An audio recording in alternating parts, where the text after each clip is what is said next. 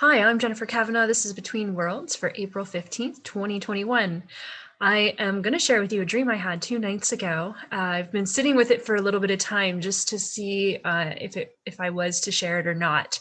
It's not a pleasant dream by any means, and I do not want to create more fear. I feel like fear is definitely a driving force in what's going on right now, and we do need to stay out of fear. However, I also think it's important for us to be balanced and to be looking at what information is available to us and be able to plan and strategize, or even subconsciously just know how we're going to move through different scenarios. And I was listening to Lori Ladd actually this evening and talking about the importance of everybody just being real and just going with your emotions. And just because you're not feeling in a positive place, it doesn't mean that you're a low vibration. And I 100% agree with her on this.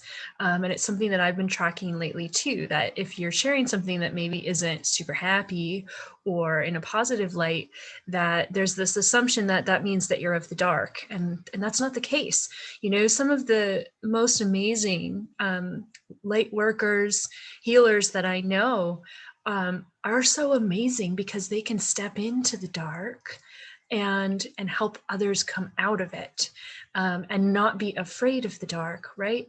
You know, all of us who have been on this journey, a lot of us start out being afraid of the dark. And it's not until we find that courage that to step into it and to, you know, face our demons and step through the challenges and the battles that we're meant to step through, that we no longer become afraid of the dark. And I think that's where we're moving as a collective, is to no longer be afraid of it. But in the meantime, there are a lot of people who are just starting out, and so they're afraid of the dark, and that's fine. And you know, when we're in that space, sometimes we misinterpret, you know, your doll in the corner, it might look like a demon, it might look like something scary. You know, your clothes crumpled on a chair, they look like something else in the dark. And I think, you know, we may be projecting a little bit of that in our spaces. So, you know, love to everybody as we move through that. So here's my dream. So this was an early morning dream for me, which are always, you know, the most powerful. And I was in school. I was, I would say, close to adult age. So I'm guessing I was in a high school, because I definitely wasn't an adult. I wasn't out in the working world. I didn't have a family or kids. Although I was aware of my life in waking state, somewhat in the dream state. So anyway, I was in this school, kind of like a rural forested area, pretty similar to the landscape that I'm in up here. And what was happening in the school is that everyone was getting the jibby jab. That's what we're going to call it, the jibby jab. And except for me and two of my good friends who are actually people that were good friends back in elementary school for me in my waking state. And what was happening is that the administration was physically forcing them. And it was kind of a sneak attack, in that when you weren't looking, they would grab you and get you. And so every day going to school, you were constantly looking over your shoulder, like who's coming, so that you could run free. And they ended up getting my two friends, which was horrific to watch. And so I knew they were coming for me too, obviously. And so the next day I went into school and my mom was there. And I said to Mom, you got to help me. You got to help me because they're trying to get me. And she's like, well, just get it. Then they'll leave you alone if you just get it. And I started crying. And I said, if I get it, I will never be able to see my grandchildren. I will never be able to see them. And I was very emotional in my rationale. If the two can go together, rationale and emotions, I don't know. But I noticed that emotion and that reason that I gave her, it was almost like I could see it cracking the spell just a little bit in her eyes. I could tell that she felt that emotion. And I was begging her to film me with her phone all day while we were at school. I said, you have to film me. You have to film me, because if I fail and they get me, I need the evidence for when the trials happen. And she was hesitant, and everywhere I went, I was begging her, just keep filming, keep filming, keep filming, because I could see them and I was constantly dodging them. Like you're in school, you think you're going to be sitting in a desk. No, I was running around from place to place trying to get away from these people. And eventually I was, in that dodging process, I ran outside because I was the last one. So I was getting 100% of the attention at this point. And I jumped in the river. And if you watched my last video, you know that water for me is a neutralizer for some of these energies. So I'm in the river, I'm swimming away from the school towards freedom, and up the river, this boat comes, like a small fishing boat. And in the boat is the principal and one of my relatives. And they are coming after me, and they're like, we're going to get you. You can't get away from us. We're going to get you. And I started yelling back at the principal, saying, you can't do this. You don't have my consent. You can't violate my free will. And I'm going to sue you because you can't do this. It's against the law. And she just laughed at me and said, go ahead and sue me. Go ahead. It's not going to touch me. And I realized in that moment that there was some truth in what she said. And what was really upsetting to me was that this whole time we're yelling, I'm in the water, they're in the boat, and my relative is trying to grab my hand to get it in there, right? And it was so confusing because this is somebody that I've loved my whole life, someone that I know and I trust, and I always thought they were looking out for me. And anyway, so we start struggling, and I pull her into the water, and we go down into the water, and suddenly, we're under the water, but at the same time, we're in this clinical type room under the water. So there's like stainless steel beds and shelves. So almost like moving into base, for lack of a better word, I guess. And as we're struggling, all of a sudden there's this like cloth over her head. And it's like I'm holding her down under the water, if that makes sense. Like now I'm in a room and I'm holding her down underwater in this room that's already underwater. And and I start counting in my head because I don't want to kill her. I love her. And yet I'm faced with this dilemma of she's trying to hurt me in a way that I believe is actually could kill me or hurt me in a very significant way. And I don't want to hurt her. But how do I save myself when she won't stop the pursuit? So I'm holding her down and I'm holding her down. And then I wake up. And I woke up and my heart was just pounding. Like I was, you just wake up in that fear-based state, at 3:30 in the morning. You can't get back to sleep. So I just started writing for a bit. And then I went back into more of a quiet, meditative like state to ask some more questions. And the first thing that I recognized was that I knew everybody in the dream.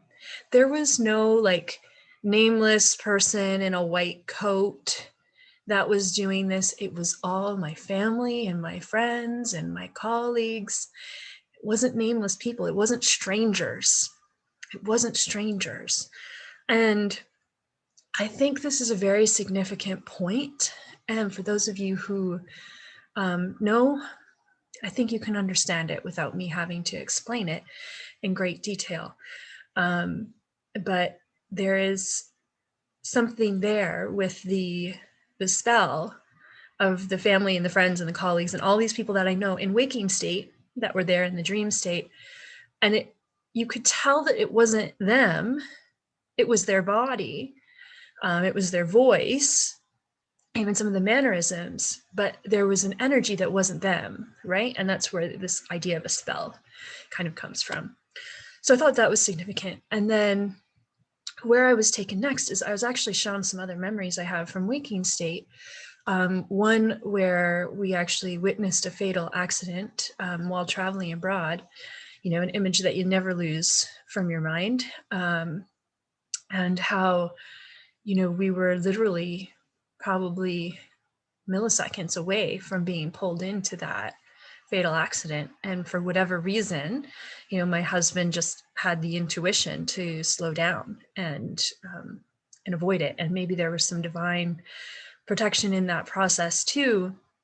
But, looking at it from a symbolic, metaphoric perspective of trusting that intuition and being right there with the potential to be pulled into this horrific accident, and yet following that intuition, even in the last second, to kind of move around it.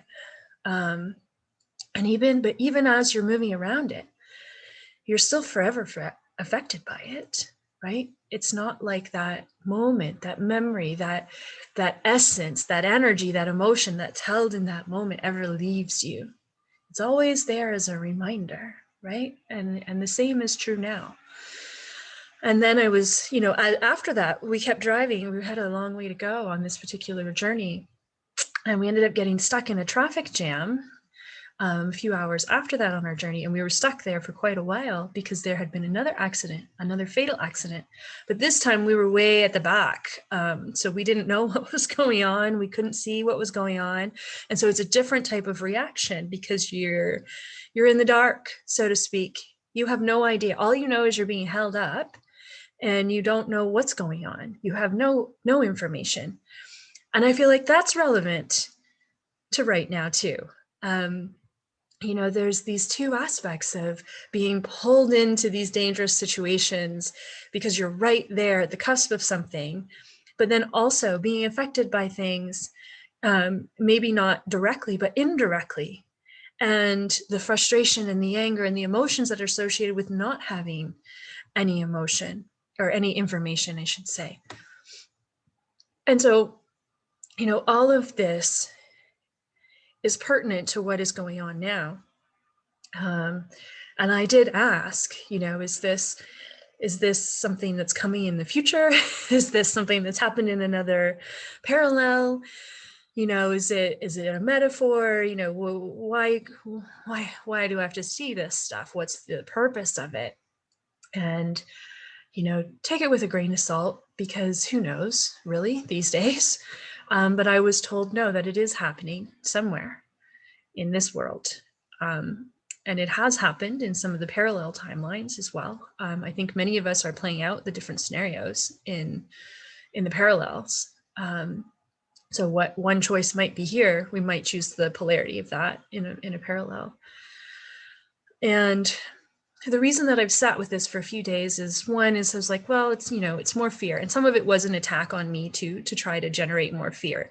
So I want to be clear on that, is I'm not sharing this to generate more fear, okay? Because that is part of the attack, because it immediately put me into a fear mode, right? And I had to consciously come out of that. 4 a.m. as you're processing all of this information. But that was part of the message, is that part of it is, yes, it is happening. Part of it is an attack to generate more fear.